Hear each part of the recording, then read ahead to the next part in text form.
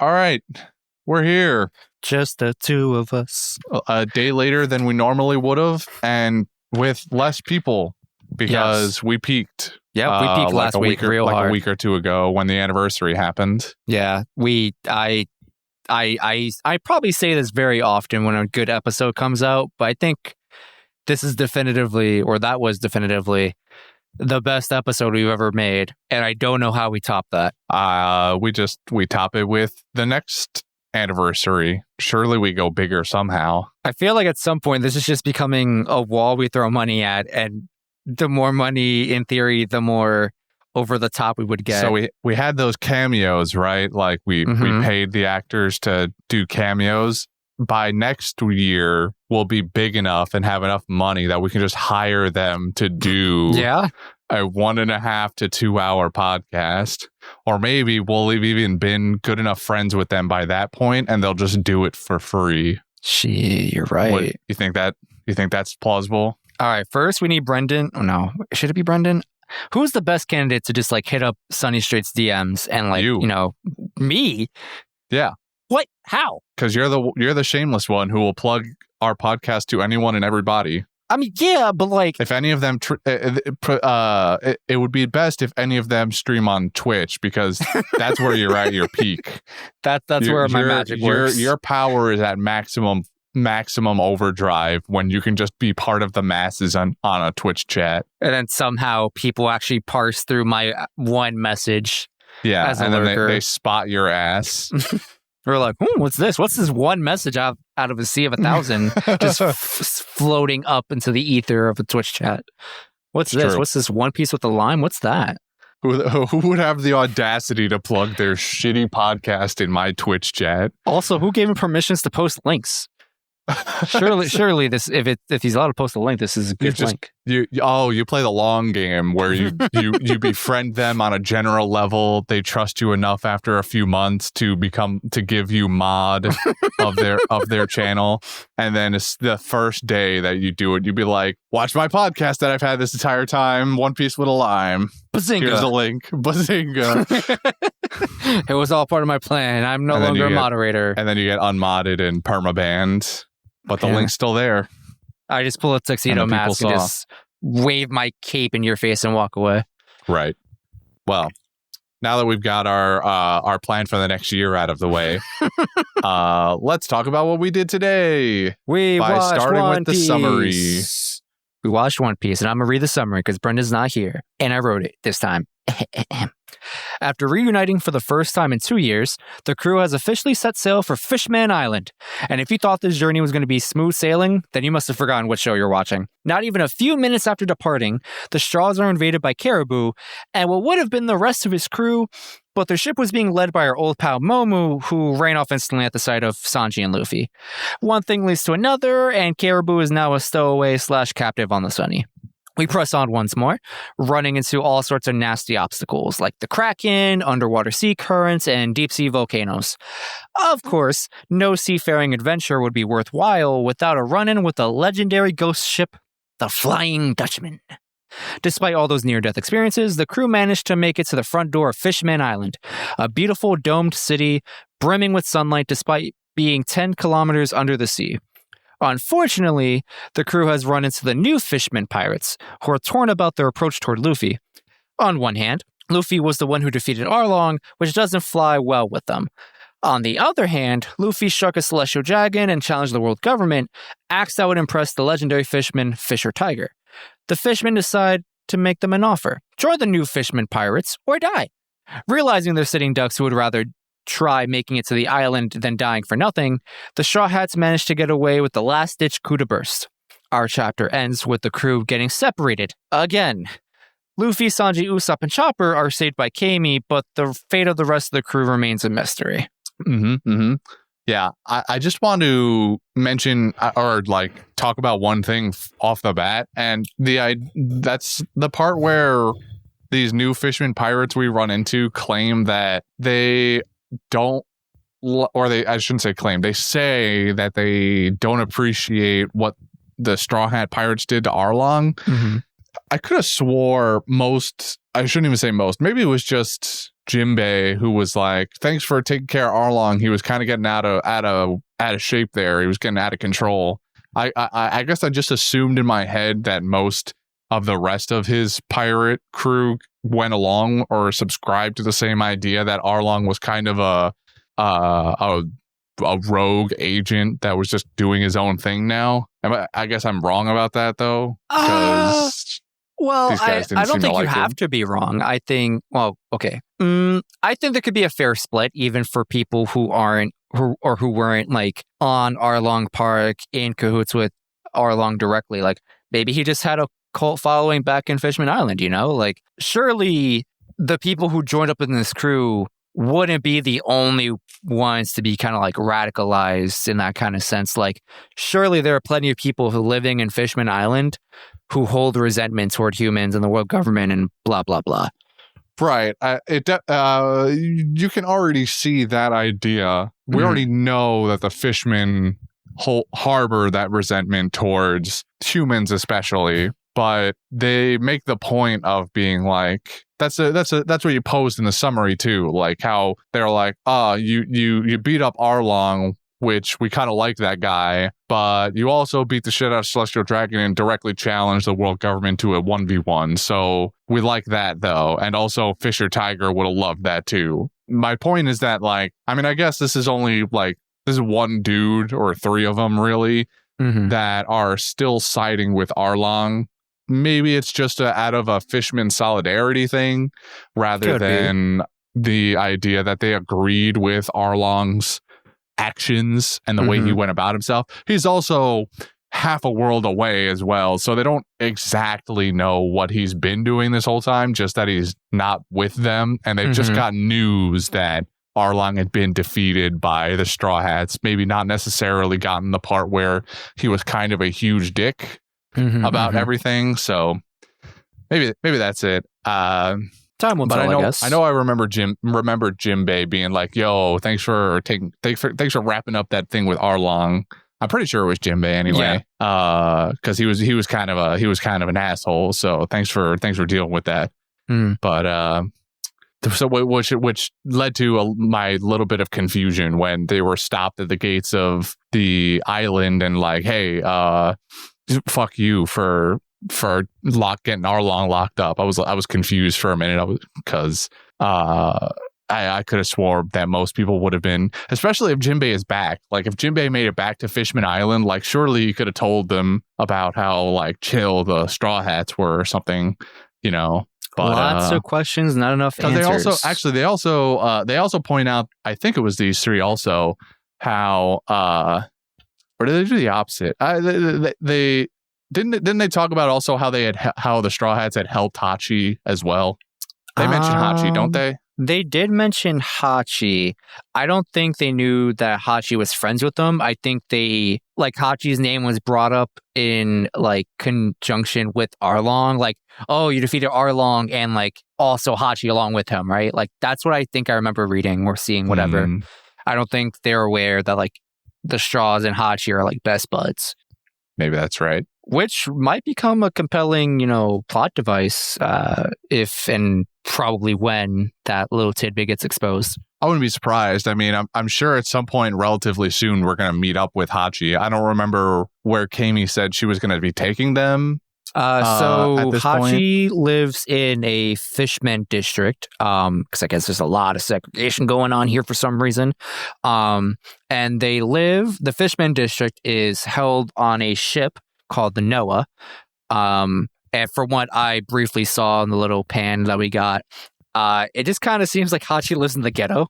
Like, wait, the Noah houses all of the fishmen? I think so. Because I thought that was just. Oh, okay. Maybe it's in the district. Maybe I misinterpreted the subtitles. But when I was, watching the episode and subbed, it said Fisherman District Noah, and I'm like, and the ship just looked really, really big. And I was like, this looked like you could just kind of convert the ship into like apartment complexes essentially.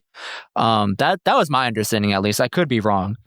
But for sure, Hachi is living in the Fishman District. Maybe we can assume he lives on that ship. We don't know, especially if we assume that these fishmen pirates probably run a majority of that section. And are still cool with Hachi because they don't know Hachi's cool with humans now, or at least the Straw Hats.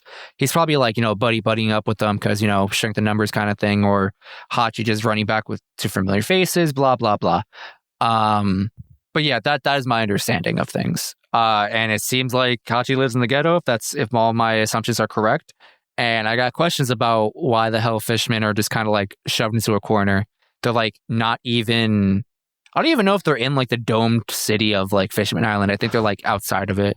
Well, that's the other thing here is that like it's very indicative of how the fishmen are still influenced by like even the human concepts, but they're way more sectioned off into mermaids are here, fishmen are here. The rich are all the way over here. The closer to the sun, the richer you are. Yeah, it's like there's many different versions of this same pyramid of classism, but it I don't know. I don't want to say it seems surprising because there's examples of this sort of stuff in real life too. But no, I mean, I would say I think I was surprised, like seeing when Luffy wakes up at the end of our episodes and Kamei's like, oh, I live in Mermaid Bay, but I live at like the bottom of a trench because it's the cheapest she's in thing. The lowest income bracket for this mermaid section. So even within the sectioned off sections, there are rich to poor apartments in the same like building, basically. So it seems very like caste system from... I agree. I got the similar vibe. The old I don't know if the Indians were the only ones to use that sort of system or not. I think the caste system specifically was more attuned to Asian culture, but regardless, it feels very much like that, and I'm a little surprised by it considering how what's the word I'm looking for? How they're treated on the surface, that they would treat themselves the same way, basically, within their own culture. You would think seeing the way they get discriminated against on the surface by humans would maybe cause them to reflect back on the way they've set up their own society, but I guess not. It seems that their society is even more so ruled by the rich and the powerful, both in money and literal power, as it sort of seems like the Flying Dutchman and whatever that guy's name was. What was the captain of the Flying Dutchman's name? Vander Decker, I believe. Vander something. I'm surprised. One of the two. Did I write it down? I'm noticing you don't even have it on the sheet here, which feels like a kind of a travesty. For me, I felt like honest. the Flying Dutchman part was, at least for the way One Piece chopped it up, I was like, this kind of feels like a blip in our journey. Like, it happened. I'm more enamored with just like using the Flying Dutchman property than like the events that actually happened. The Flying Dutchman is just going to ending up as the ship. Like, we're going to be more involved with the fishmen that are on that ship than the actual ship, I feel like. But allegedly, we'll find out. I feel like we're going to be spending a little bit of time here, so whatever. Anyway, let's rewind a little bit here to the start of our underwater journey, where we start descending. And we're immediately blasted with like all of the possible dangers that we could encounter underwater, and then we steadily start checking all of them off as we hit them. So Nami has this list of stuff that Rayleigh gave her about how the bubble coating works, the operating mechanism for inflating, deflating, but also things to look out for, a la Sea Kings, the volcanoes, the crazy currents, so on and so forth. And anything with sharp and pointy edges in general. Yeah. And then we learned kind of how the bubble actually works anyway. And it essentially it amounts to, it's the same as the bubbles on Sabaody, where you can like stick your hands through them, pull them back, you can jump fully out, and the bubble will still maintain its shape up to a point. And we get plenty of bits of the crew about to pop the bubble in some way, shape, or form, and they get Mostly knocked out by Luffy the and other Zoro. crew. Mostly Luffy and Zoro, but also Sanji with his nosebleeds. At least his were, what's the word? Involuntary, quote unquote. Yeah. Yeah. Yeah. Question mark? I mean, I guess you could call them involuntary, but I feel like he makes the very voluntary choice to look upon the two female figures in any way on board the ship, and it happens. Listen, at least Chopper tried giving him exposure therapy, all right? Like, there are attempts being made here. I mean, there were attempts. They were futile, unfortunately, to rehabilitate the man. I love the part where he does it for the first or second time in this set of episodes, and Chopper's like, I'm gonna slowly expose him with these photos I have from somewhere, even though we've never seen a camera aboard the Sunny. We just we have these photos. I'm sure Frankie has one.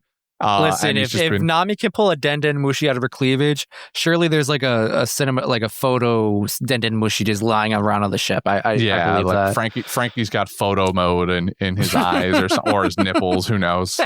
Okay. Frankie nipple lights. Yeah, amazing. Okay. I love it.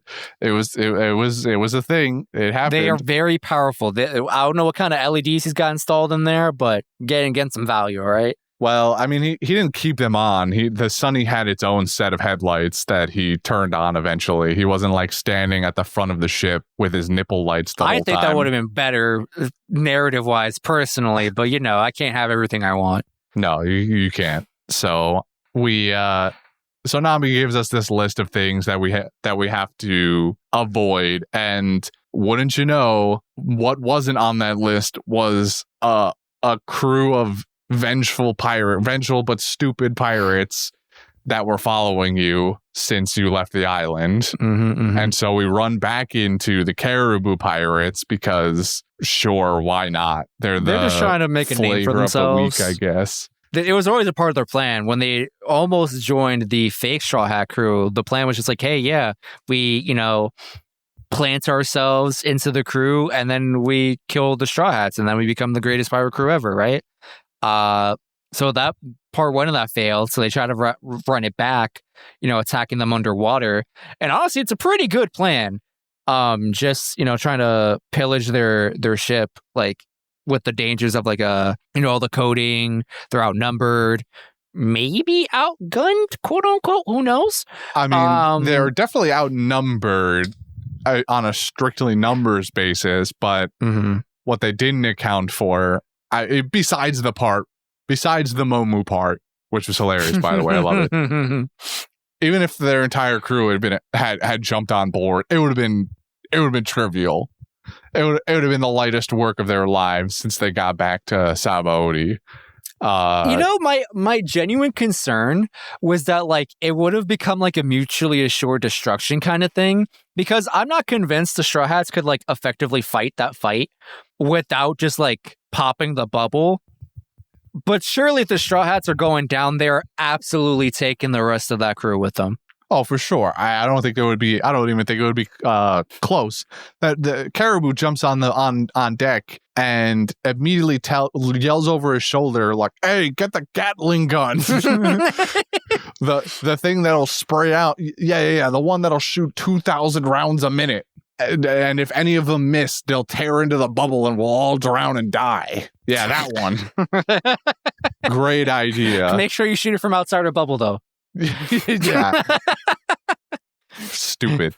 It should just be. I mean, the point is that he wants the notoriety of having killed them. So if he just pops their bubble and they all sink to the bottom of the ocean and die, like, he doesn't get notoriety for that. He wants to bring their heads and so on and so forth. But what we get instead is Nami recognizing because one of them calls out like sea cow or cowfish or whatever it is. And Nami goes, wait a minute, sea cow? That sounds awfully a lot like, and she looks over and it's Momu, who still has a giant bump on his head. Unless it was from the Caribou pirates. It might have been from them. But poor Momu, man. My man, not only can he not catch a break, but he has PTSD from these two monsters on the crew. and he sees Nami, and he goes, "Wait a minute, I know you." And then he looks past Nami and sees that's two people that gave him a fucking knot on his forehead. Very familiar faces that he did not ever want to see again. So as soon as Caribou jumps on, Momu's gone. He's like, "Nah, I'm out of here, man. You can abuse me all you want. I ain't fighting those two. Absolutely not." Yeah, so that bit's hilarious. I love that. Except Momu then gets knocked on his head again, makes a U-turn. The Caribou Pirates come back trying to, retrieve their captain and also continue to fight the which might Straw be an Hats. even better bit. This part might even be better because at this point we've run into the Kraken, who is blocking our way, and Luffy and company are talking about how they're gonna beat it over the head and turn it into their personal escort service, and down into the depths of the sea. And as soon as these no-name pirates get even close to within range, the Kraken strikes, crushes their boat in half. They're dead. What I thought was the funniest part about that was that prior to their arrival, the Straw Hats were already like running through that idea. I was like, oh man, the Kraken, like they were looking at the tentacles. They're like, man, this Kraken is just randomly grabbing ships and just crushing them. We can't let that happen to us. They're all just kind of like sitting there discussing this possibility / reality. And then the Caribou Pirates show up after the Straw Hats did. We're there for less time than the Straw Hats were. And the Kraken just, and I took that personally, immediately crushed their ship in half. On sight, didn't think about it. He just went. They subscribed to the Drax method of keeping their ships so incredibly still that they were invisible to the naked eye, whereas the Caribou Pirates are screaming in trying to save their captain, along with the Sea King, who would be a light snack before dinner time for the Kraken. So, Momu gets away, luckily, because the Kraken grabs hold of just the ship. So Momu makes his grand escape finally, but the Caribou Pirates are decimated within half a second, and Caribou watches the entire thing too, which is great because he's like, "My friends, they're back! Oh God, they're dead!" And then they're I fucking love Zoro. Zoro has so many stupid one-off lines in this, but one of the ones I wrote down that was as they're floating up, a lot of them were wearing these big white billowy I forget the exact term for them, but they're like, if you ever watched like pirate movies, it's that like tunic, I guess I'll call it, that very, very loose fitting white shirt that they have. And they're all wearing it. And as they float up to the surface, Zoro looks up at them, standing next to Caribou, by the way, and goes, "They look like jellyfish." Caribou's like, "Those are my friends." I remember that line. Absolute savagery. So anyway, when we turn our attention back to the Kraken, I thought for sure that right off the bat, Luffy was just going to conquer his haki, the Kraken. So did I. And he didn't. He did not. Maybe he did it off screen, but at the end of the day, we end up taming the Kraken because they like bonk it on the head or something. No. They did so much more to that poor thing. Well, at the end of the day, Luffy just gave him a big bonk, and he got grilled. I want to go through this specifically, mostly because it shows off a little preview of the newer skills the crew has learned. So Sanji shows off two things. One, his blue walk technique, which just lets him sprint through water or pseudo teleporting. Honestly, it's kind of feels cool. feels like moonwalk, where he just kicks really fast and big moonwalk like energy, super fast. Then kicks him with the new Diablo Jamba kick. Doesn't really matter what he calls it. The grill marks on this tentacle was perfect. Absolutely hilarious to me. Perfect grill marks. I loved it. I thought it was great. What Zoro did, absolutely savage. My man pulled off his new, three sword style technique. Fucking turn this tentacle into sashimi. Perfect 6 cuts. Didn't even get to see it happen. The Kraken didn't deserve that. That felt a little overkill. That was disrespectful to you? Very disrespectful. I was like, Zoro, come on, man. Like, he's just like, you didn't have to do all of that. At least not this. I don't know. I don't know what I would have preferred, but like this wasn't it. This felt wrong. Or you just listen to your captain's orders and not harmed your taxi service.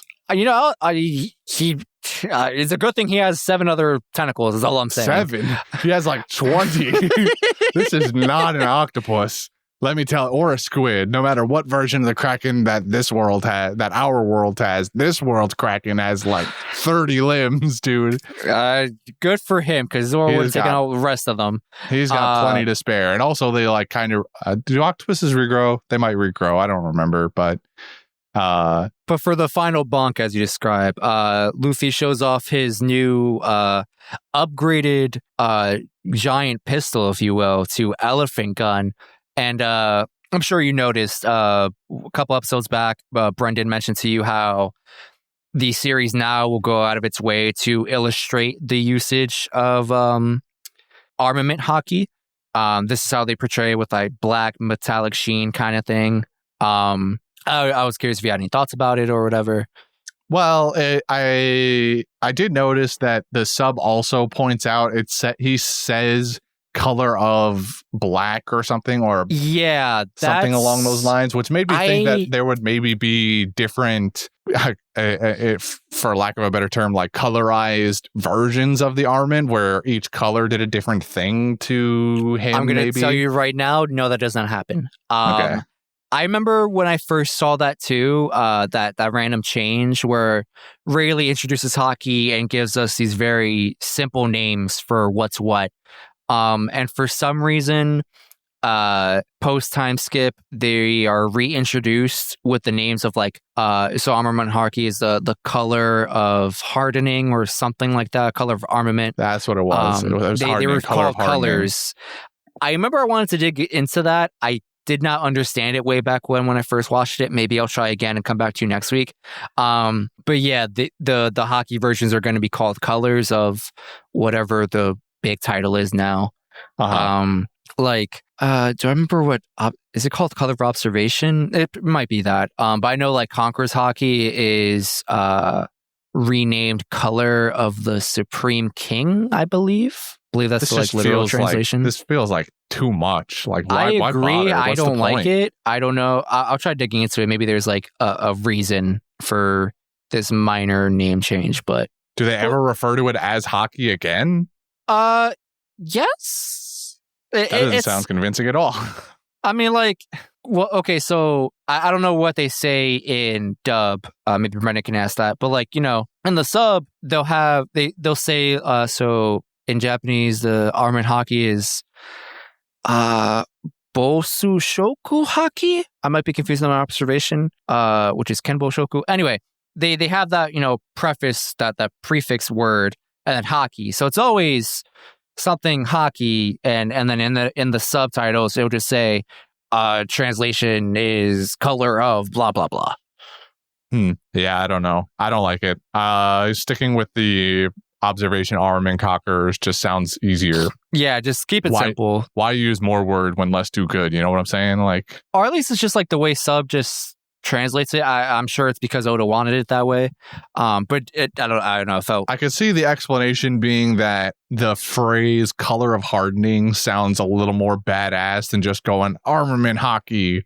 But if armament hockey is what you introduce these things as, to then retcon them into something else feels like a point of contention. Especially when, like, I don't think anyone would say that, like, you needed to retcon anything there. Like, no, I mean, I don't think it needed to be at all. But I mean, I'm not the writer of the show, so I guess what do I care? What do I care? But I'm just a dumb American. What do I know? Yeah, I'm just some guy consuming the product.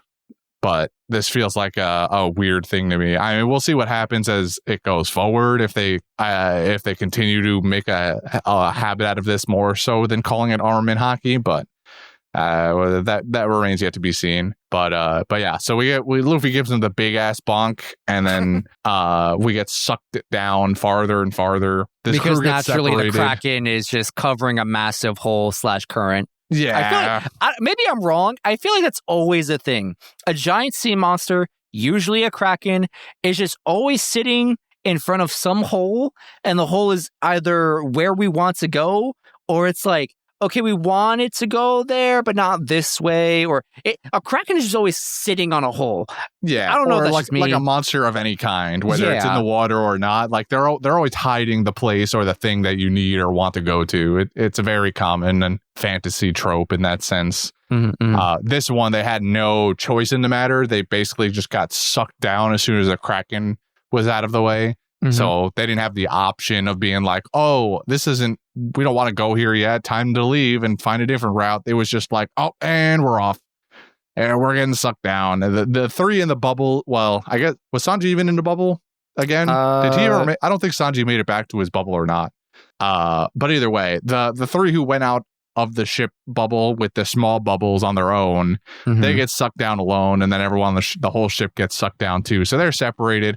The main crew on the ship has their own little, I don't know, sort of side quest as they just meander down the currents.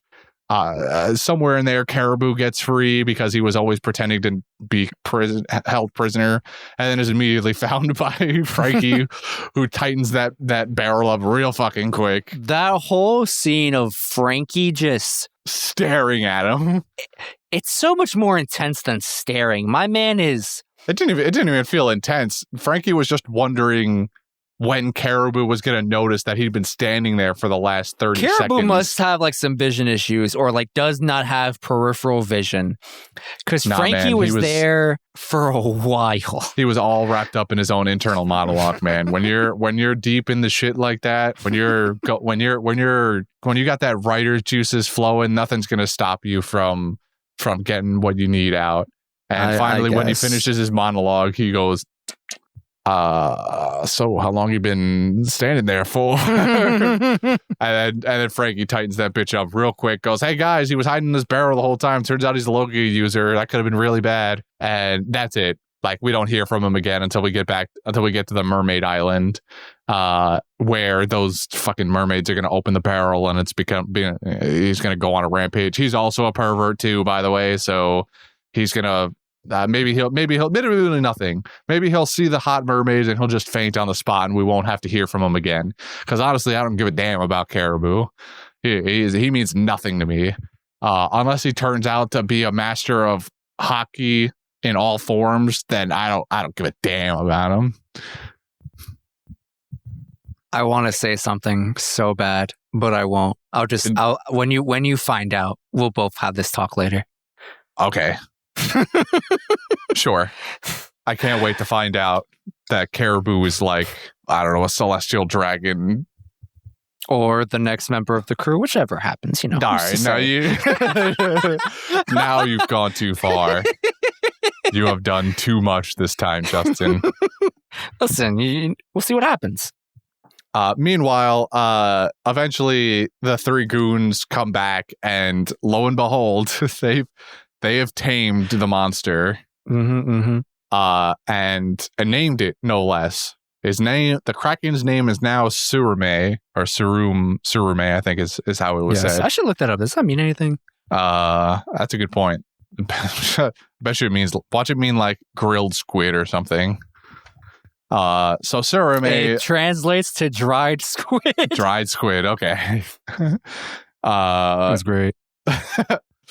So Surume is now their taxi service. But they run into some. They run into the Flying Dutchman at this point, right? Before the volcanoes and stuff. Yep. Or no, what it is they almost get drawn in by that anglerfish. Yes. And then the giant sea king / humanoid looking thing. That I don't know if he's Fishman or Sea King. I don't know what he is. They called it a sea bonds. Yeah, they I guess he's a type of, he shares traits with like some type of fish in the real world, and they called him a bonzi or bones, something like that. Nothing I know about. I don't know shit about fish, but I don't fucking know. He's a sea bonds or bones in this world, and at first he seems like friend because he punches the angler. Then he's not friend because the Flying Dutchman rolls up and goes, and the captain Vanderdecken, if that is his real name, goes, yo, kill them, destroy that ship so we can get all the treasure, of which the Straw Hats have none. So because they never do, or they don't hold on to it long enough for it to be meaningful. And so he goes, okay, and then we have to start. Then we have to start using more coup de bursts to get away. Except my boy Surume comes in and just decks the shit out of this guy's name was Watatsumi. Or I think it's Watatsumi. Why does that feel wrong for some reason? I don't know. I didn't write down the big guy's name. Why does this feel wrong for some reason? I need to fact check myself. Yeah, so they show up. They show up with Surume. Kraken does Kraken punch, and then they continue onwards, eventually running into these giant volcanoes. Mm-hmm. We run from them, and eventually we end up at our destination. We're at Fishman Island. We Hooray! did it! Except not really, because then we run into a band of pirates who are like, hey, yeah, we don't take too kindly to your kind. You in the wrong neighborhood, motherfuckers. Yo, a long way from home, ain't yous? You know, but drawing back to where we started our conversation with this cast, a part of me was thinking that, like, maybe they're just, like, super against humans in Fishman Island territory, which is very understandable. Like, hey, you assholes, humans control everything above the ocean. I can't go up top without being harassed or worse. Put in slavery or whatever have you, going up top. This is my one sort of, like, escape. No way in hell I'm going to let you, like, also take over this place. Get the hell out of here. I'm very interested, too, because Fishman Island was one of the places protected by Whitebeard as well. And now that he's gone, it's been 2 years. It has been 2 years, but seemingly they've gone untouched by humans again. It's maybe. I mean, we haven't delved too deeply into it, but I feel like if they had been like enslaved by some other pirate crew, we would have maybe seen signs of it by now. But regardless, I'm wondering in the first place how anybody even just got to conquering Fishman Island because of how goddamn perilous it is to get through this bitch.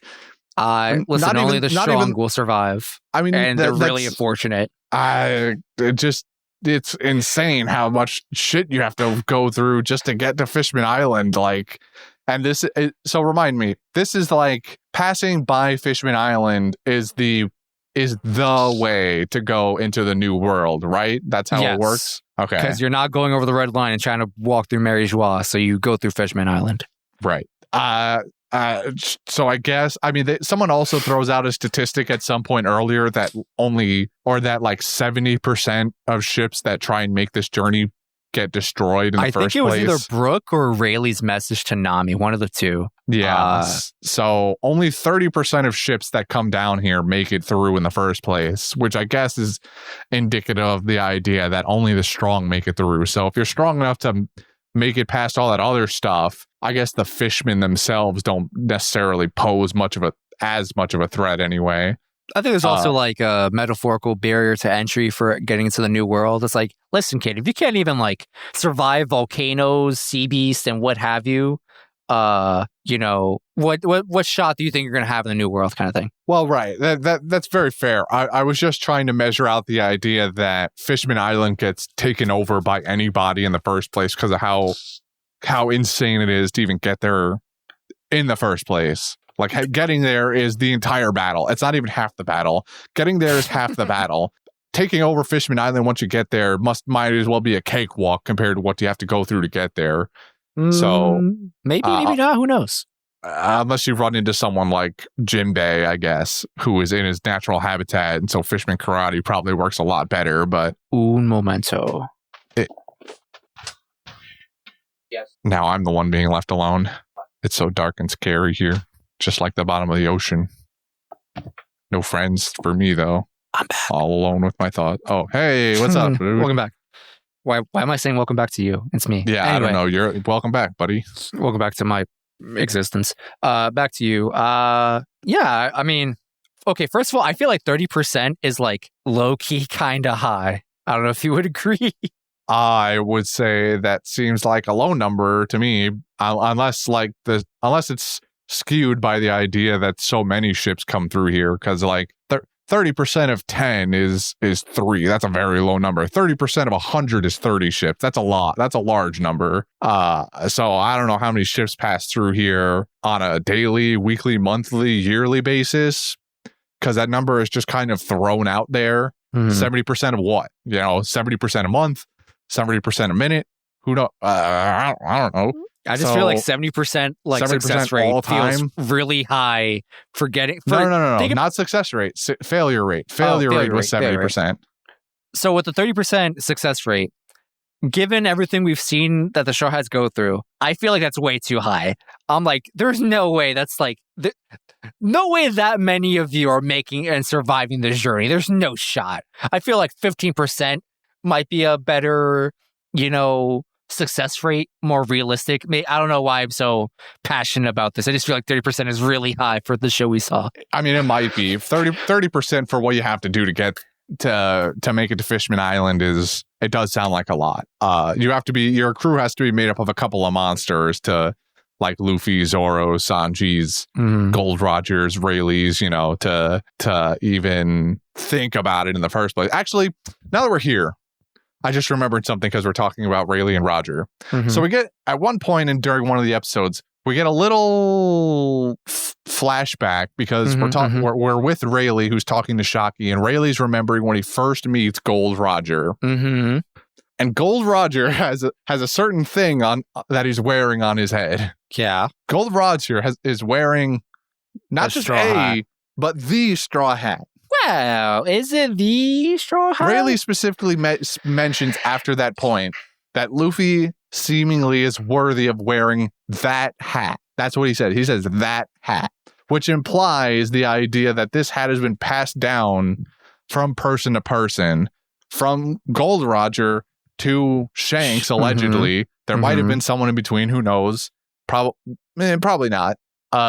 So it was given from Roger to Shanks, and now Shanks is giving it to Luffy. Why? I mean, I don't know why I'm asking myself why, because it's an item that clearly has value to these people. I guess I didn't expect it necessarily to have originated with Gold Roger. Maybe it just feels like I'm not overexcited by it. Maybe I'm putting it that way. Like this is a thing that seems to have just been kind of thrown in there for the sake of it. Like it was enough that this belonged to Shanks. So you don't think this is going to be like a thing we come back to and expand upon? It's just, hey, neat little fact, Oda Forst is the hat was like Luffy's hat was at some point originally Gold Roger's hat, and we all know that Luffy, idolizes Gold Roger, and that's his idol, mentor, blah blah blah. And it could just be that. It could just be as simple as like, yeah, man, I think it's really cool that Luffy has Gold Roger's hat. And, it's a really cool thing that it kind of circles back to everything, It's like he wants to be king of the pirates. Gold Roger was the king of the pirates. He has a piece of Gold Roger, essentially, I mean, it's fine, I guess. I don't... The parallel is kind of neat. Like you said, it all circles back to, Gold Roger, ex-king of the pirates. Luffy wants to be the king of the pirates. If at some point he finds out that this, which he probably will now that we've been given this tidbit, that he finds out this straw hat belonged to Gold Roger, it'll be even more important to him. But I feel like it having just been Shanks's was enough. Like I don't feel suddenly more attached or enthralled by the narrative now that this straw hat was also Roger's. I don't know. Maybe unless this thing turns out to be like the key to getting the One Piece, or is the One Piece. Like I don't really care, I guess is what I'm saying. I don't know how much I like that theory. I'm not saying I necessarily like it either. It'll just give it more purpose than just having also been Roger's hat. I don't know. I think if you want it to be, it could just be that much of a pseudo surface level metaphor, right? Or it could be a device that gets used down the line as something more meaningful, either in the hat itself, or the hat refers back to something that is more meaningful, expansive, blah, blah, blah. We'll see. Maybe we won't. Who knows? Right. If this hat ends up being more indicative and giving us more backstory on Roger in some way. Like if we run into someone who recognizes the hat and doesn't in the new world, and like, let's say they see the Straw Hat and they don't think to themselves, they've just run into Straw Hat Luffy. They don't even think they've just run into Shanks. They go, why the fuck do you have Gold Roger's hat? That might be interesting. Like that's the only way that's the only direction I can see this going in, that it has any extra depth to it outside of just being like, and yeah, it was also Gold Roger's hat. He gave it to Shanks and Shanks gave it to Luffy. Like it's just being passed down from father to sons now, or pseudo fathers to pseudo sons. Because it feels like if it's just that, it's like, who cares? I don't care. It feels like it's just thrown in there to be like extra flavor. So hopefully it means something else later. But for now, it has yet to be seen. Which is fine. That's what foreshadowing is for. But it feels like that was supposed to be more. I bet a lot of people lose their shit over that. But and to them I say, good on you for enjoying the things you enjoy. I'm gonna abstain from this one. I think this one didn't capture me as much as other things for now.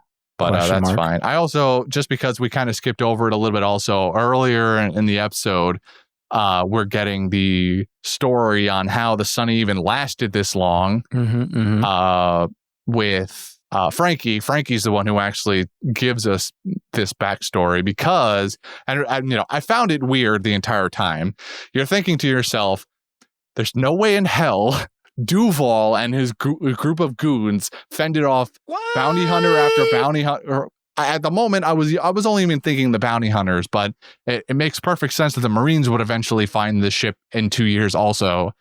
And there's no way Duval and his group of goonies were going to be the ones who fended off everybody for 2 years. So we get the extra tidbits. I mean, there was also Hachi there. Okay. Well, right. We didn't know that though. So Frankie tells us, or was it Frankie? Someone tells us that Hachi was also there, but had to go back to Fishman Island because his wounds were too severe.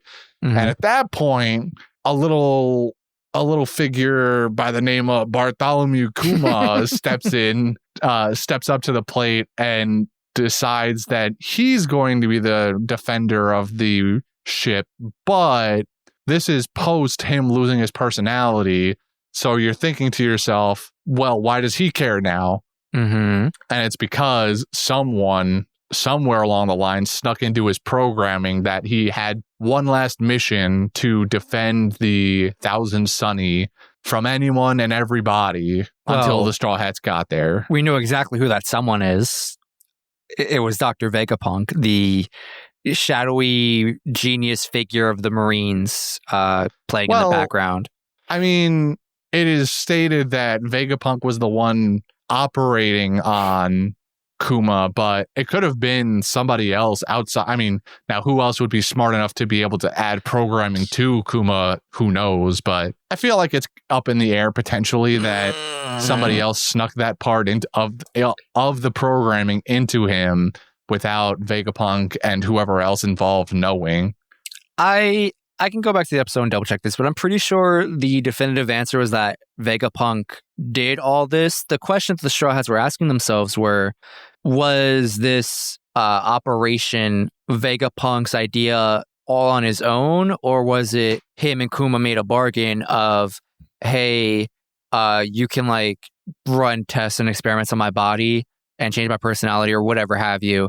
But before you do, I want to do X, Y, and Z. So I need you to make that like a program in my robotic self where it's like my last mission as like the person formerly known as or like the last mission of like the person Bartholomew Kuma, like the personality in him, the thing that makes him himself, an individual, is like, okay, my last mission as myself is I'm going to, protect the Sunny until the Straw Hats arrive for it.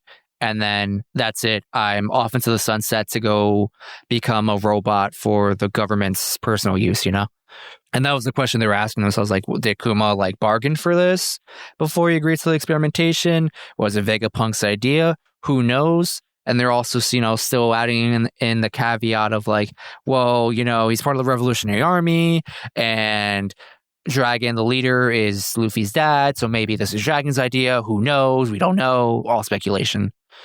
Well, that's what I'm saying, right? So well, maybe not specifically what I'm saying, but it would pose the question of who did this. Now, it could have been Vegapunk. Kuma could have bartered for it. Vegapunk could be a shadow, a secret part of the Revolutionary Army that's infiltrated the world government. Who knows? But it didn't seem, if that's not the case, if Vegapunk works for the government like it's been posed this entire time, it would seem to reason that somebody else snuck that portion of the code into the program.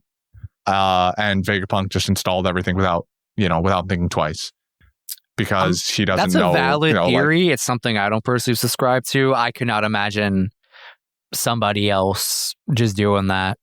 The other question that I had was was who told Frankie?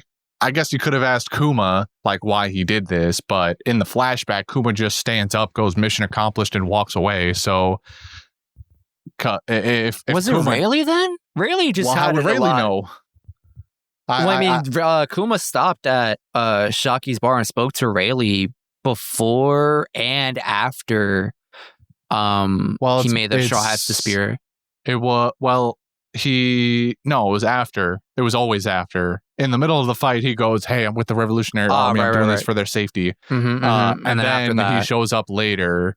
I guess that's fair enough. He could have been but then that would stand to reason if Rayleigh knows, then it could still be Vegapunk if I was going to pose the idea that if Rayleigh knows that, and because Kuma told him, then it would be a Revolutionary Army exclusive deal. It would have been the Revolutionary Army's idea to put that part of the program in, at which point I was going to say Vegapunk wouldn't know, but if he bartered with Vegapunk over the idea, then maybe he could still know. Anyway, getting lost in the sauce, as Brendan would say there. But we get that tidbit, and it makes, that seals the deal. Obviously Kuma can defend from just about any attacker. The thing that comes up then, you might be thinking to yourself is, well, the Navy knows this ship is here. Sure, they know Kuma's defending it, but if you send Akainu, Kizaru, and Aokiji all at the same time, Kuma's not going to be able to do anything. Kuma can't fend off all three of them. There's no shot. So why doesn't the Navy have their ship yet? Why didn't the Navy? Kuma left no survivors. There's no way. If the Straw Hats posed so much of an issue, declared direct war on the government, Luffy played a part so heavily in this war that decimated the Navy HQ. Why would they not do everything in their power to repo this ship? It makes no sense to me that they would not full force, no matter who is there, try and get this ship. All I have to say is Akainu. I bet you Akainu would be enough to finish Kuma. I would be willing to put that money down, but they don't for some reason. And Kuma defends the ship for 2 years, looks ragged after 2 years because he doesn't have time to go to the nearest auto body shop and get a tune-up. So he looks like shit, staggers away, and, the show continues from there. But I think that's mostly it then, right? I mean, outside of the idea that we ended up in Fishman Island again, not again. We breeze past them, and Kami rescues those 4 goons? It was 3. Chopper, Usopp, Sanji, Luffy. Yeah, those 4 end up in Kami's apartment, and they're, I think, on their way to see Hachi, if I remember correctly. Key point here: mermaids. That's it. Yeah, we have a very overly dramatic moment with Sanji being absolutely beside himself, outside. He's having a out of body experience right now. He's having existential crisis. He's like, I was in hell, now I'm in heaven, but wait, life can't be this kind to me. I must be dead already. Yeah, he's like, there's no way I could be, that this much joy could exist in one location. So clearly I've died. But honestly, I'm okay with it because mermaid. So I found the all blue. I know, he calls it the all blue fucking animal. I hate him. He's fucking stupid. They keep doing the bit where every time he sees mostly Nami, but also Robin, he has a crazy nosebleed. He has to get blood transfusions, whatever. This is only okay in these episodes because it gives us the bits with not Sanji, with Usopp and Chopper trying to A, rehabilitate him, and then B, when they have that like pseudo funeral service for him, when they decide that the rehabilitation didn't work, he's, instead of a bouquet of flowers, he's clutching some of these Polaroids, and Chopper's like, I don't know if he's going to be able to go onto the Mermaid Island. Like he's if he goes there, he's going to die from overexcitement. And Sanji, God damn it, I keep mixing the two of them up. Usopp is like, Doctor, no. It's his dream. We can't deny him his dream. That'll crush his spirits even more. I mean, Sanji wakes up in like a daze. He's like, I have to, even if it kills me. This is my all blue. So like, it's only acceptable for this. Because otherwise, especially earlier in the episodes, it was really grinding my gears how so many times in like 5 minutes he would see Nami and fucking shoot off into the distance with these nosebleeds. So I remember last set of episodes, you and Brendan were like, are you sure you want to give him the pass because it's gonna get bad? And I was like, yeah, he's seeing real women for the first time in 2 years. Let him have it. And if he produces bits like this, I'm willing to let him have it. But the moment he stops outputting comedy gold, or at least comedy silver, he is no longer. I'm retracting the pass. He's not going to have it any longer. I'm telling you, particularly in this arc, if I remember correctly, it gets bad, like so bad that Sanji enters a phase of like, do I like this character anymore? Like, Sanji's been one of my like top 5 favorite characters since I started the show. And around these points, I'm like, God, I hate this trope. I don't get it. Like, it's funny to, I guess, like little kids or Japanese people. I don't know. I don't get it. I hate it. That's it. It's just the little kids thing. That's a bit that's exclusively for like the high schoolers / middle schoolers that this show was originally made God, for. I hate kids. Ruin everything. Yeah, I think that's about it really then. We will the fate of the rest of the crew will be determined in the next set of episodes, maybe. Hopefully. But until then, we are sitting pretty with a lot of mermaids. Do you have any thoughts about what might happen this arc, out of curiosity? Or at least immediately for like next set of episodes, anything like that? I don't know. Presumably we have to stick around for a little bit of time for a pose to set, I would assume, unless there's only one route to get through, but maybe it works on like Skypiea water spout rules where it only happens every set amount of time or something like that. But I presumably we're about to have some run-ins with Vanderdecken and the new Fishman pirates for a little while at least, because it seems like Jinbei is probably not around here anywhere. Because if he would, Vanderdecken probably wouldn't be running around doing whatever he wanted for the most part, but I could be wrong. So it seems like, I mean, it very much seems like we're just going to start having run-ins with this guy, the Flying Dutchman pirates. And beyond that, I don't really know what other kind of antagonizing that the crew can run into, but what if Arlong came back? I would feel kind of lame, to be honest with you. I don't feel like I would want that, unless for some reason he was friend, but that might be worse actually.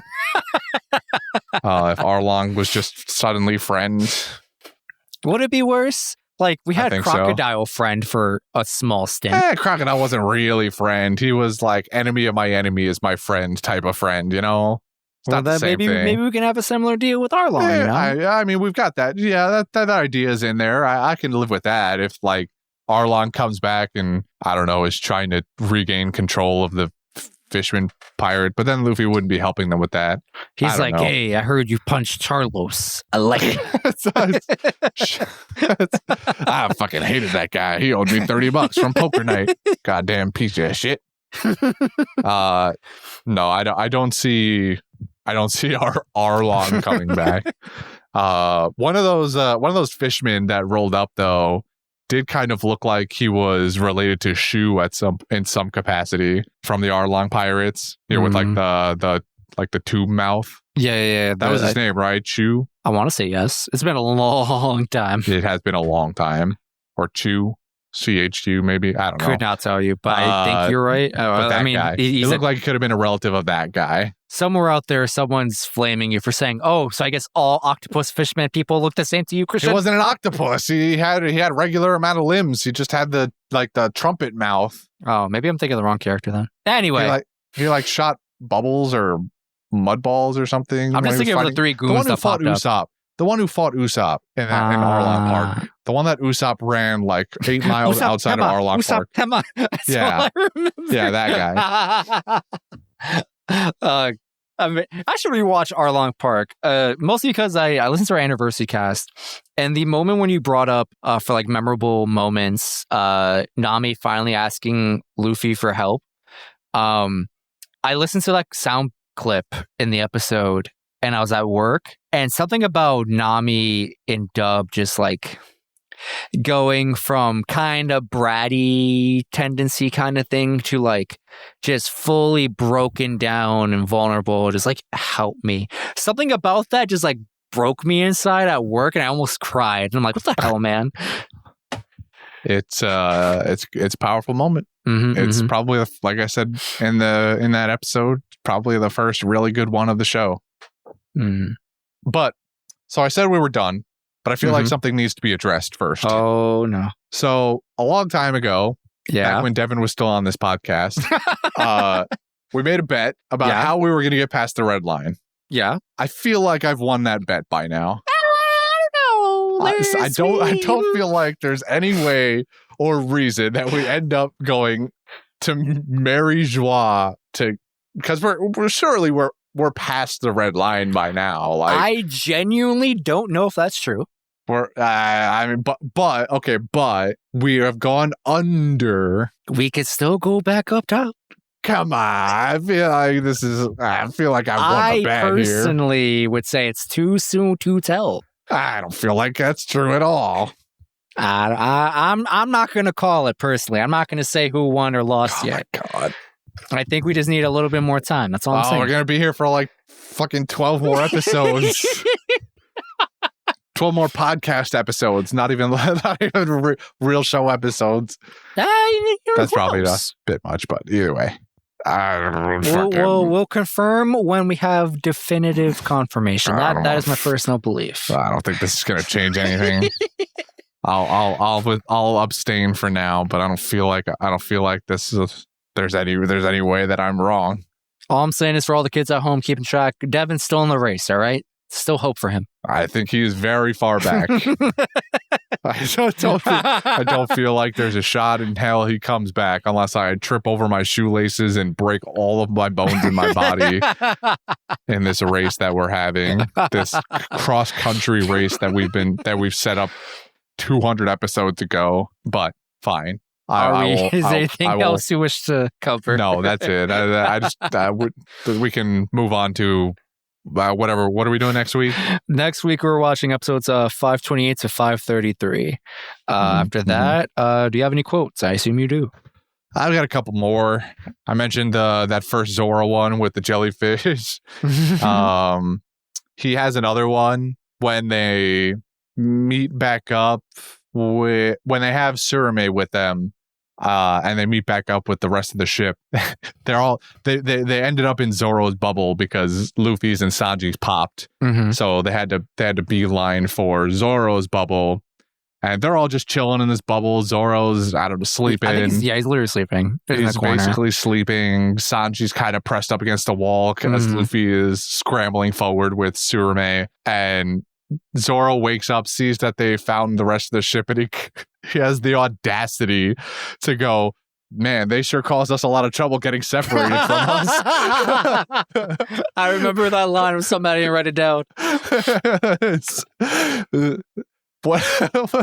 Zoro's got a lot of audacity these last couple episodes. I know. There was some other thing where, when they're just admiring being under the water too.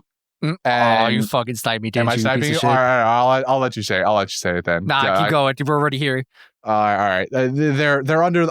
Well, the problem is I didn't write it down word for word. Maybe you can fill in the gaps. But he goes he goes something along the lines if he's already been there. Yeah. So, what was it? Yeah, when they go underwater or whatever, Zoro's like, I've already seen this before, and Sanji just turns to him and says, "Shut up and let the rest of us be in awe." And Sanji also comments on the fact because he went down with that other fucking ship because he's a moron. So good. They gave Zoro a lot of these lines. He got wittier in that 2 years too. I don't know what my man's got was teaching him. Yeah, he got more voice lines. So the voice actors petitioned for more Zoro voice lines. They wanted him to compete more with Sanji's one-liners, so they got their wish, at least for now. The last one I'll say is from Frankie when he's basically done giving the explanation on how the Sunny lived this long, and he's done explaining the whole thing about Kuma. So he says, just keep this fact stored in your hearts. This crew is indebted to Bartholomew Kuma. And it just feels like even though Kuma was the bad guy the whole time, they realize this whole idea that Kuma is the only one, is the only reason that they're alive, and continued to help them even when they weren't around.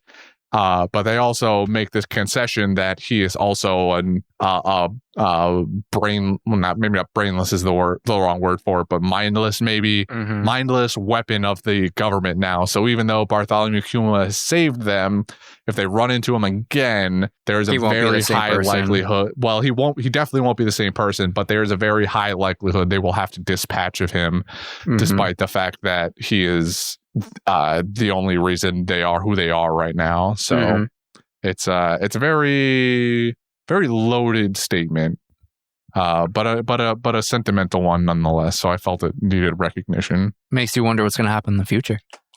I'm sure they'll run into Kuma again. I have no doubts about it. Just a matter of how they go about it. Maybe somewhere I think deep the down. real question is, it's a matter of when. Yeah, I'm sure Kuma's in the new world with the regular HQ, or the new HQ anyway. Maybe some of Kuma's personalities deep down there somewhere. I think one of you mentioned it before. Maybe it was you. Yeah, talked about the idea of how maybe Kuma's personality is somewhere still in there, but I still think that's true. Like, there's a back door somewhere in the maze and landscape of his mind.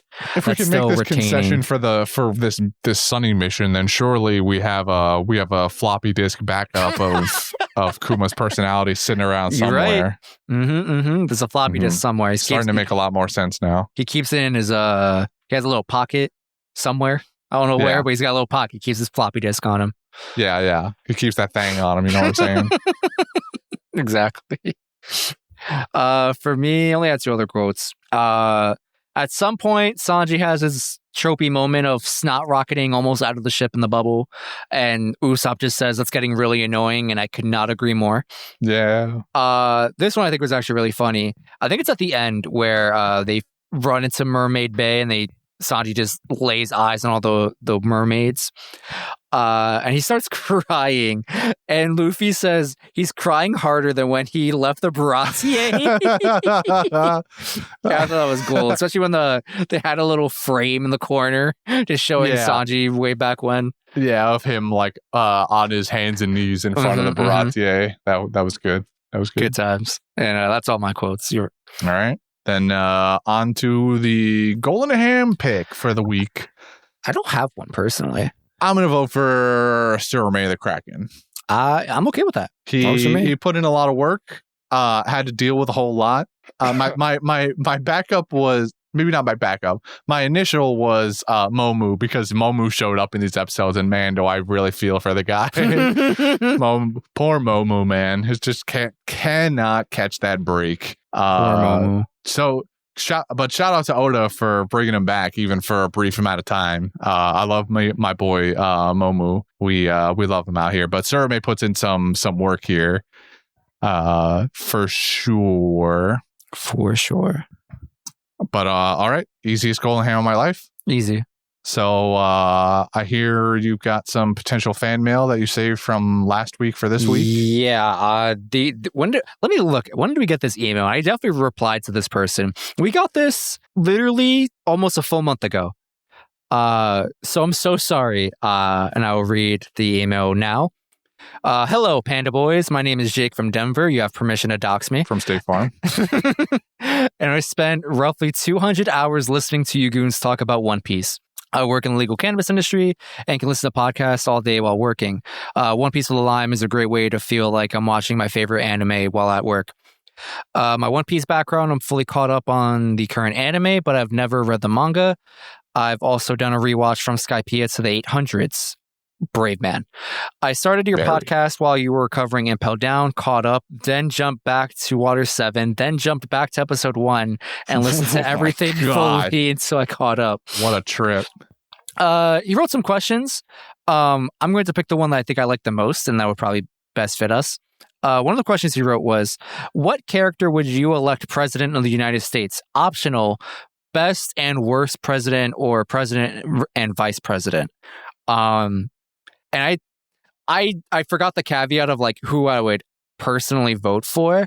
I do like the idea of coming up with like a One Piece president and vice president duo. So that's what we're going to go with today.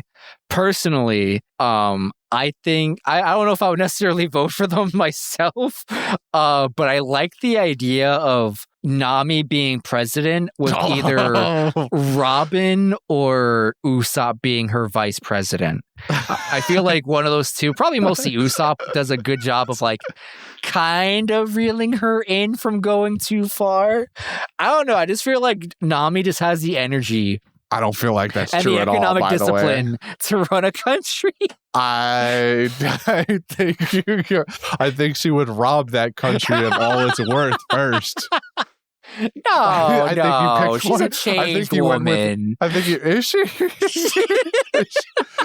I don't feel like that's true. The first thing we saw her do was spend a shit ton of money because she was bored when we got back. Well, those are personal finances, and everything's hers. And now she has the national treasury. Right, that's exactly everything they find. All right, I'm starting to see the holes in my logic. Every bit of money they've ever come into automatically went to Nami's pocket. She gave them like a 2% cut as their personal allowance every time, and then taxed them on it. Well, maybe she could fix the national budget. The debt crisis. I believe in her. I believe in her financial stimulus package. I don't know what I'm saying anymore. Straw Hat? Was Straw Hat the thing, or was it any character? Any character. It was just the first that popped in my head at the time. If we're gonna go with best pairing, I mean, I feel like I'd have no problem if Whitebeard ran for president. Who is vice president would be his question. Perhaps Marco. I mean, he's right there already as his first commander. Can't really think of a different answer, honestly. Maybe we bring in another old man and we have Rayleigh be his vice president, but Rayleigh seems to want to be on the in the shadows, not really in the limelight here. So I'm not even sure if I could see Rayleigh being willing to be like a cabinet member of like, I don't know, like a Secretary of the Interior or something crazy like that. No, exactly. He'd be like the shadow commander of the armies or something. Like there's a figurehead who's the commander on paper and does all the interviews, but the one who actually pulls the strings is Rayleigh. That's like his role. He is the Dark King after all. So that's true. Maybe Rayleigh works for the CIA. That's what it is. Yeah, that's a good one. Yeah, he's like who's the director of the Suicide Squad? That black woman. Oh my goodness, why can't I remember her name? Waller? Amanda Waller. Amanda Waller. Yeah. Dark King Rayleigh is the Amanda Waller of the One Piece universe. That's awful. Or rather our universe if he was here. And I don't know where I'm going with that. Anyway, yeah, like Whitebeard sounds like a shoe-in. Most people don't. I shouldn't even say most people. I bet you a lot of the young people of this world wouldn't vote for an old geezer like that. It would really depend on who he's running up against. But honestly, it would probably only take one debate for them to realize that Whitebeard's the only candidate for them. So I'm trying to think of like a really memey answer, like possibly the worst thing I could come up with.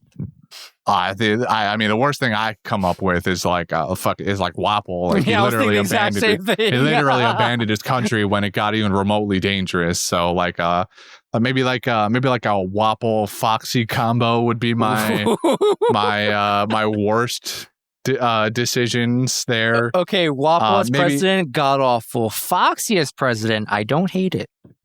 I'm just gonna let you stew on that one. I'm not even gonna touch that. If I'm gonna go with something that would be more serious, seriously bad, like Wapple is comedically bad, but like if we were talking, like it would be actually very detrimental to our country if they got elected as president. If you had like a Kainu as the president of the United States. Bro, we are turning into a super duper military fascist country real quick.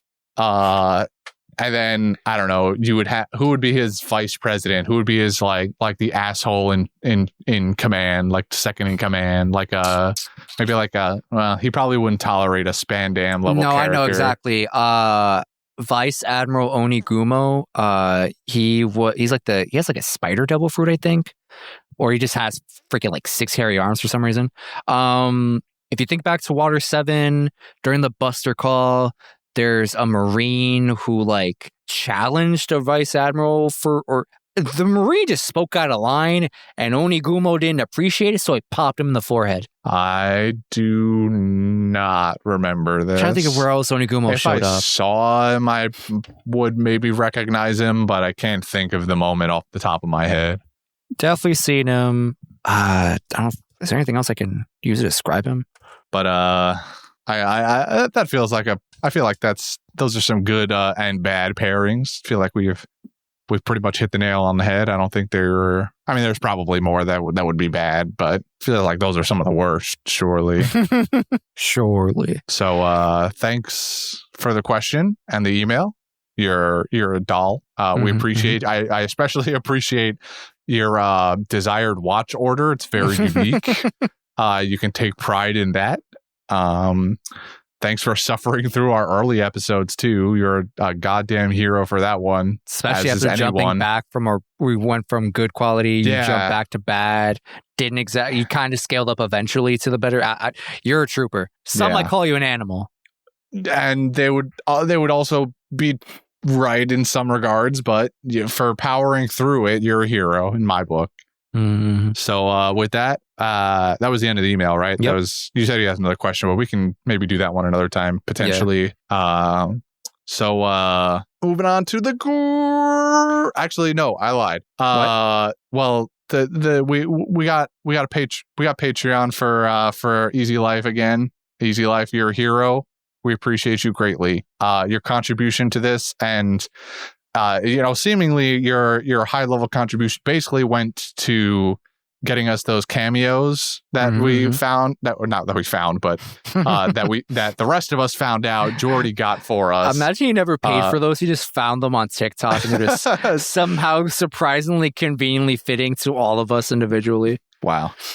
What a coincidence. There's just some other dude named Brendan out there who got a message from anyway, Easy Life, you especially, along with all the rest of our patrons, directly contributed to immense joy, and for that we thank you. You are a very important reason we produce the best episode ever.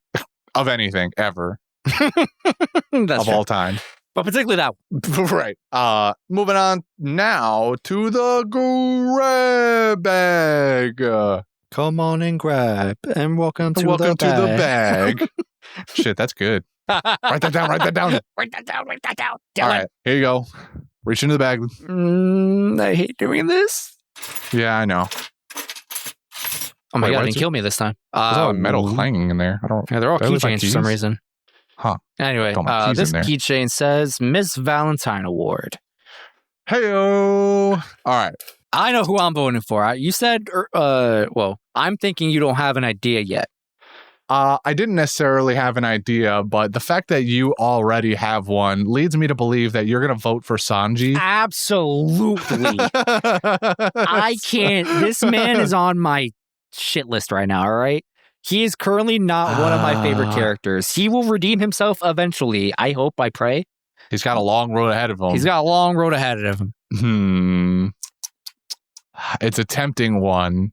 There's really not a whole lot of other candidates here. The only other one I can kind of think of throwing it to is like Caribou. Yeah, that's what I was thinking. Maybe you would line up to. He's also just right now he's just worthless. And even if he shows up later, I don't expect him to be a large threat in any capacity unless he corners like, I don't know, Chopper or something. Maybe like most of the rest of the crew should be able to deal with this guy no problem. Except Chopper. Well, I'm picking out like the weaker of the crew at this point. I feel like you just came out of the closet and said Chopper's the weakest member of the crew. I mean, he's originally part of the Cowards 3. Like, I mean, yeah, but like, and all you guys we've seen Usopp be badass already. All you guys keep ranting and raving about is how Nami is the most broken character in the goddamn show. That's what those other two goons say. I don't know what they're on about personally. I think she's got a cool power setup thingy, whatever you want to call it. I don't know about broken. I do want to see what else she does with the Klimatok now. I mean, we saw the like little bubble thundercloud she did, but that's not too far out of the realm of stuff she's already done. Yeah, it's just I would more be curious consistent to see. and powerful. I would be curious to see how she developed it while being on the weather island in the sky. So, but I mean, yeah, unless he corners like fucking Chopper or I don't know, Brook maybe. Because we have yet to see Brook really do any sort of power-ups in terms of his actual strength. I don't see Caribou being a really big threat, so I kind of just don't care for him in any capacity. I've almost convinced myself that I dislike Caribou more now than Sanji, just because at least Sanji gave us the funny, like Sanji's dumb nosebleed stuff gave us the funny Chopper and Usopp bits at least. So by proxy, he helped me enjoy these episodes more. Caribou was just a drag every time he was on screen. That is fair. I also just hate Caribou's face and the tongue thing. Awful. and his stupid brother Caribou with the iguana hair, or the literal iguana that's on his head. I don't know. All right, I guess I couldn't concede giving this to Sanji. I don't think we're going to do him as Valentine soon enough for a particular moment that makes me really dislike Sanji. But I'll make sure to bring it up then. Trust me. We all have thoughts and opinions on this, I think, at the time we come to it. The next time Valentine rolls around, you'll have stored up this hatred and let it broil long enough that you just have to get it off your chest. So today's winner, loser, both? I don't know. Miss Valentine Award goes to Caribou because my dude is just now a barrel of mud. He is just he is a jar of dirt. He for all intents and purposes, he is no better than Captain Jack Sparrow's jar of dirt.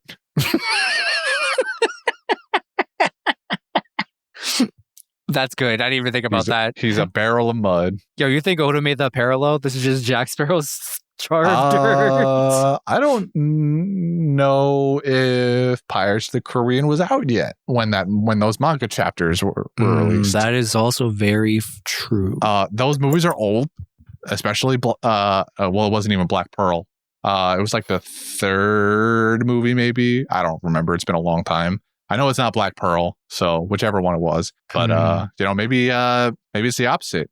Maybe the writers for Pirates of the Caribbean saw that and was like, we could do that and make it better, maybe. Who knows? This jar of dirt is a metaphor for caribou being trapped in a barrel, lost in time, lost in months. Maybe they were just trying to replicate Luffy from the first episode. Rubber boy in a barrel. Or monkey in a barrel. Like those toys. Oh Have my we made that reference before? I feel like yes. I think we actually did. I think I remember this. Because it might have just actually been a thing. Yeah, but I don't. So it's hilarious now. Monkey in a barrel. Those little red fuckers that you just hang off of shit. So like great. Shooting monkeys in a barrel? Like shooting monkeys in a barrel. Thank you, McCree. Anyway, that's enough of this scuff. Do the thing. Thank you for listening. If you want to reach out to us on social media, you can do so on Instagram and Twitter at Panda Sightings. If you wish to send an email like the one Jacob sent us a month ago. Sorry about that, by the way. You can do so at pandasightings@gmail.com. If you wish to financially support us, we have a Patreon. The link to that is in the bio of our social media, and the link, or rather a link will be posted in the description of this podcast episode. If you wish to join a community of like-minded fans and audience members and individuals, we have a community Discord. It's great. There's great people in there. Go be one of those great people I'm talking about. Join our Discord. Link in the bio. All right. That's it. See you next week. See you next week, where Devin will definitely be here this time. And maybe Brendan. Not Brendan. Brendan's on a 2-week work thing. So Brendan definitely won't be here unless, something horrible happens or positive gets off early or positive maybe. But, Devin definitely be here. Definitely. Absolutely. Mark my words. And if not, make sure to add us on Twitter and our emails or wherever. And if he's not here next week, blame him anyway. Don't blame me for saying he's going to be here. Yeah, definitely. It's all on Devin. It's all Devin's fault. Bye.